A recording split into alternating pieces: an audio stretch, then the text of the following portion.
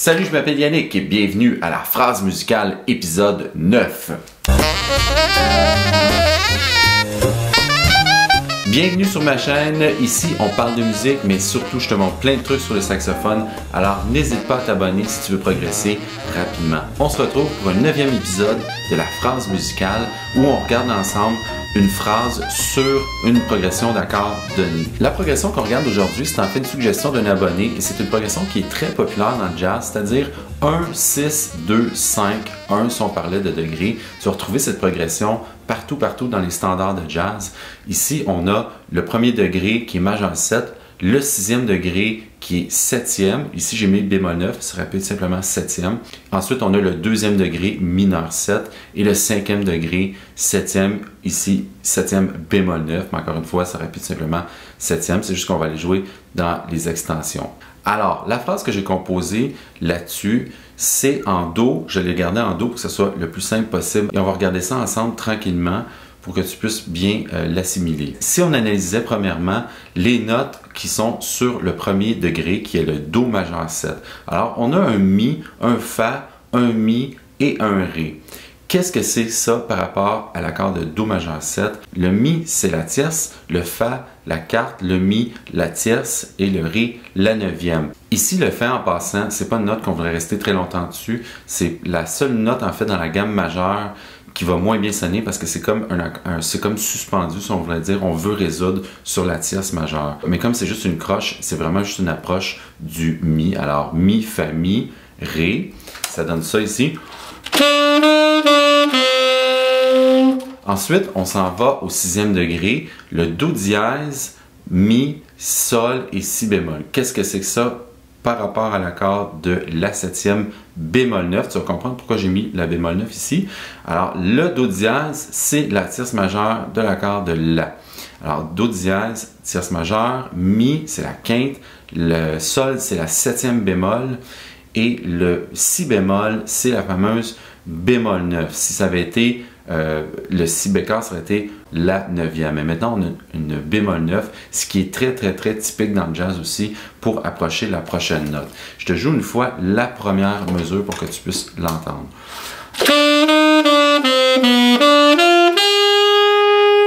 Alors, on laisse ça ensemble, mais vraiment lentement. Comme c'est des croches, on va diminuer le tempo beaucoup pour l'accélérer ensuite. OK? 1, 2, 3, 4. 1, 2, 3, 4. 1, 2, 3, 4. On poursuit maintenant avec la deuxième mesure de la phrase. On a ici le 2e degré qui est Ré mineur 7. Qu'est-ce qu'on a comme note sur le Ré mineur 7? On a un La, un Fa, un Ré et un Do. En fait, si on regarde comme il faut ici, c'est simplement les notes de l'arpège de Ré mineur 7. C'est simplement qu'on part de la quinte en descendant. Au lieu de faire Ré, Fa, La, Do ou Ré, Do, La, Fa, Ré, on part du La et on va faire La, Fa, Ré, Do.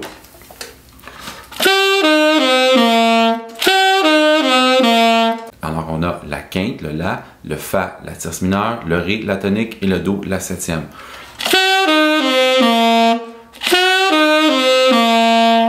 On continue avec le Sol 7e bémol 9.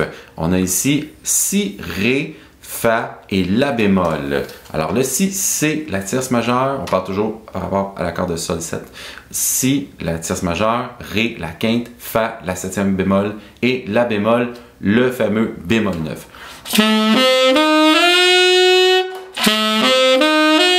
On aurait pu aussi utiliser simplement la 9e, c'est-à-dire La, et pas mettre le bémol. Ça aurait sonné comme ça. Avec la 9e bémol, ça fait ça. Je trouve que ça sonne un peu plus jazz en faisant le bémol 9. Alors c'est pour ça que je l'ai mis.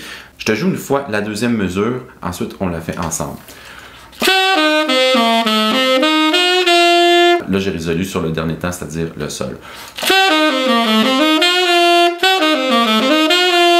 Ok, on l'essaye ensemble vraiment lentement. 3, 4.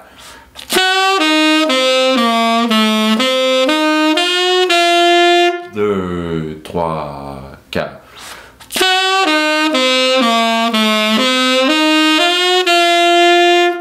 OK? On essaie maintenant la phrase au complet ensemble, au même tempo. 1, 2, 3, 4.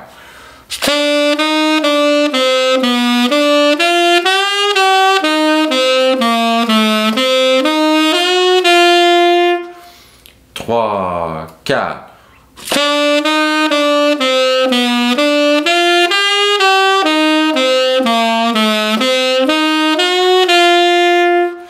Là, ici, je ne sais pas si tu as remarqué, mais on faisait des croches égales. On va l'essayer maintenant en swingant un peu les croches. 1, 2, 3 et 4.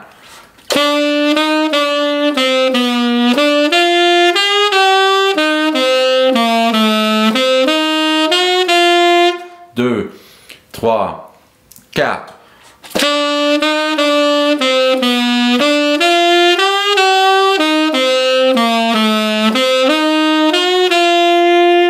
En fait, qu'on le fasse swinger ou égal, ça n'a pas d'importance. Ça va dépendre du style de musique. Si tu joues dans un standard de jazz, du swing, évidemment, ça va être swing les croches. Et si tu jouais du funk, par exemple, et là, les croches vont être plus égales.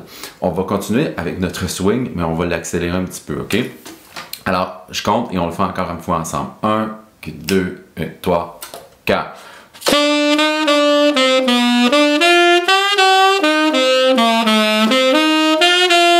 2, 3, 4.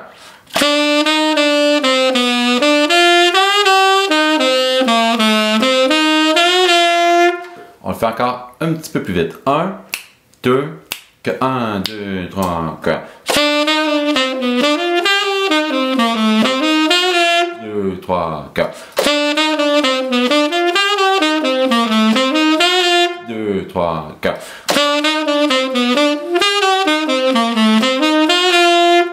Plus tu vas accélérer, plus le swing va devenir serré, c'est-à-dire que tu vas moins swinger. Admettons que je le faisais vraiment vite.